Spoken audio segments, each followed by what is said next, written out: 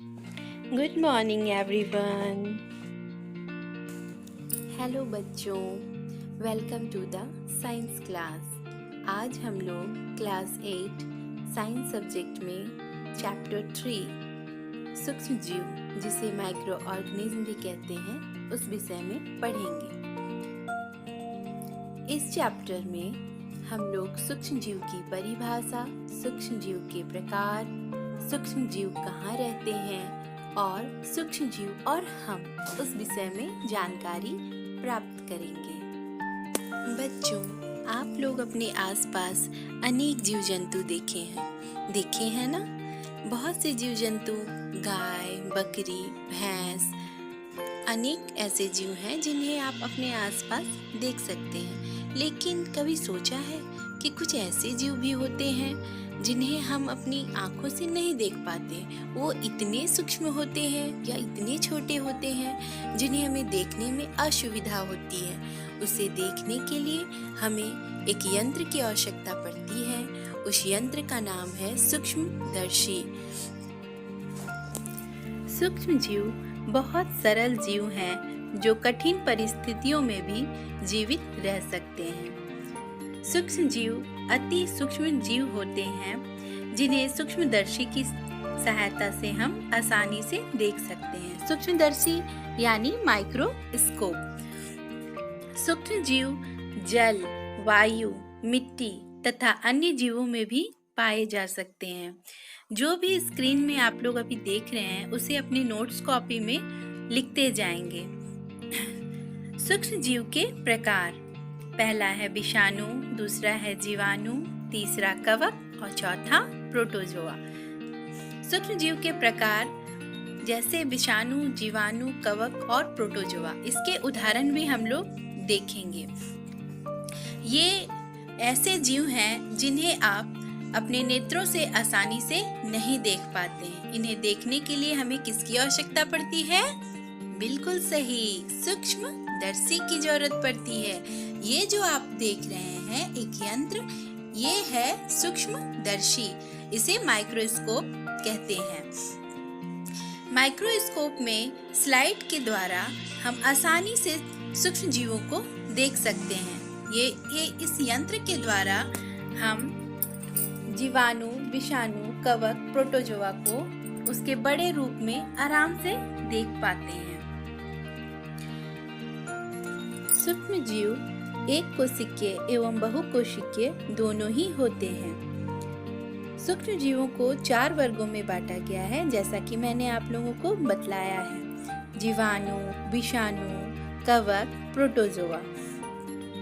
तो जो कुछ सूक्ष्म जीव जो होते हैं वो हमारे लिए उपयोगी भी होते हैं और कुछ सूक्ष्म जीव हमारे लिए हानिकारक भी होते हैं। कुछ सूक्ष्म जीव भोज्य पदार्थ को बनाने में उपयोगी भी होते हैं और कुछ सूक्ष्म जीव के द्वारा विभिन्न तरह के रोग भी उत्पन्न होते हैं। तो ठीक है बच्चों, आज हम लोग इसको विस्तार में जानेंगे। अच्छा, चलिए बतलाइए मुझे कि एक गीले ब्रेड को यदि हम 2 दिन भिगोकर खुले छोड़ दें तो क्या होगा? जरा सोचिए। हाँ, जरा सा सोच के देखिए। बिल्कुल सही, आपने बिल्कुल सही कहा। यदि हम ब्रेड को गीला करके छोड़ देते हैं या पैकेट इसी तरह खोल के छोड़ देते हैं तो 1-2 दिन के बाद ब्रेड के ऊपर काले काले धब्बे आ जाते हैं। बिल्कुल सही, आपने सही जवाब दिया। जो ब्रेड के ऊपर काले काले धब्बे हो जाते हैं, ब्रेड खराब हो जाता है, वो क्या है? वो जो रुई की तरह रोएदार रचनाएं उगाती हैं, वो क्या है? वो होता है ब्रेड के ऊपर राइजोपस, जो एक कवक है जो ब्रेड के ऊपर उगने वाला कवक जो ब्रेड को खराब कर दिया है। इसे राइजोपस या ब्रेड मोल्ड भी कहते हैं। ओके बच्चों, आप लोग को समझ में आया? तो जिस प्रकार ब्रेड पर उगने वाले कवक के द्वारा ब्रेड खराब हो गई, तो उसी तरह ये सूक्ष्म जीव बहुत से खाद्य पदार्थों को हानि भी पहुंचाते हैं। तो ये जो सूक्ष्म जीव है ये हमारे लिए लाभकारी भी हैं और हानिकारक भी हैं। तो चलिए विस्तार से आगे देखते हैं। प्रोटोजोआ के विषय में कि प्रोटोजोआ के जो 2 उदाहरण हैं वो हमारे लिए हानिकारक हैं या लाभकारी हैं। प्रोटोजोआ के 2 उदाहरण हैं, पहला है अमीबा और दूसरा है पैरामीशियम। अमीबा जो होती है वो एक अनिश्चित आकार की होती है, जिसका कोई एक निश्चित आकार नहीं होता है।